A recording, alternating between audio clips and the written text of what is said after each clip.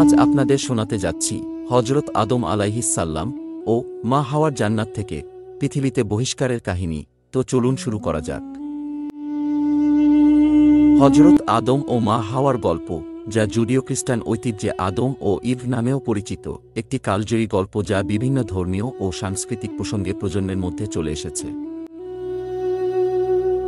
ইসলামী ঐতিহ্যে তাদের আখ্যান প্রতীকী এবং মানবতার প্রকৃতি, অবাধ্যতার পরিণতি এবং অনুতাপের গুরুত্ব সম্পর্কে পাঠে সমৃদ্ধ। ইসলামী শিক্ষা অনুসারে হযরত আদম ও মা হাওয়া ছিলেন আল্লাহ কর্তৃক সৃষ্ট প্রথম মানুষ।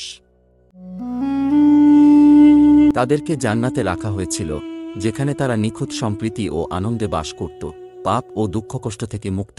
জান্নাহ ছিল সৌন্দর্য এবং প্রাচুর্যের একটি স্থান, যেখানে আদম এবং হাওয়া কোনো কষ্ট বা সংগ্রাম ছাড়াই আল্লাহর দেওয়া অনুগ্রহ উপভোগ করেছিলেন।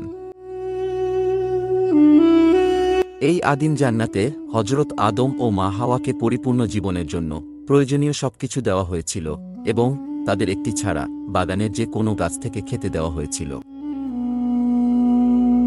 আল্লাহ তাদেরকে একটি নির্দিষ্ট গাছের কাছে না যাওয়ার নির্দেশ দিয়েছিলেন, যেটিকে প্রায়শই ভালো এবং মন্দের জ্ঞানের গাছ বলা হয়, তাদের অবাধ্যতার পরিণতি সম্পর্কে সতর্ক করে। যাই হোক, আল্লাহর সতর্কবাণী সত্ত্বেও ইবলিস, শয়তান, তাদেরকে নিষিদ্ধ গাছ থেকে ফল খেতে প্রলুব্ধ করে। আল্লাহর আদেশ অমান্য করলে তাদের অনন্ত জীবন ও রাজত্বের প্রতিশ্রুতি দেয়, প্রলোভনের কাছে আত্মসমর্পণ করে। আদম এবং হাওয়া নিষিদ্ধ গাছ থেকে ফল খেয়েছিল এবং এর ফলস্বরূপ তারা তাদের নগ্নতা সম্পর্কে সচেতন হয়েছিল এবং তারা লজ্জা বোধ করেছিল।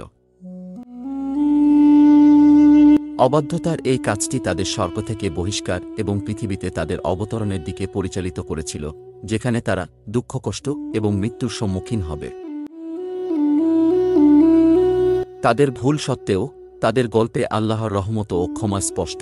হযরত আদম ও মা হাওয়া তাদের অবাধ্যতার জন্য আন্তরিকভাবে অনুতপ্ত হয়েছিলেন এবং আল্লাহ তাদের ক্ষমা করেছিলেন। তাদের ক্ষমা চাওয়ার গুরুত্ব এবং অন্যায়ের সময়ে তার দিকে ফিরে যাওয়ার শিক্ষা দিয়েছিলেন। হযরত আদম ও মা হাওয়ার গল্পটি মানুষের প্রলোভনের কাছে নতি স্বীকার করার প্রবণতা এবং আল্লাহর নির্দেশ মেনে চলার গুরুত্বের অনুস্মারক হিসেবে কাজ করে।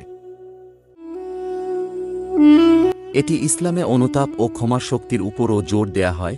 এটি দেখায় যে পাপ যতই গুরুতর হোক না কেন, যারা আন্তরিকভাবে এটি অন্বেষণ করে তাদের জন্য আল্লাহর রহমত সর্বদা উপলব্ধ।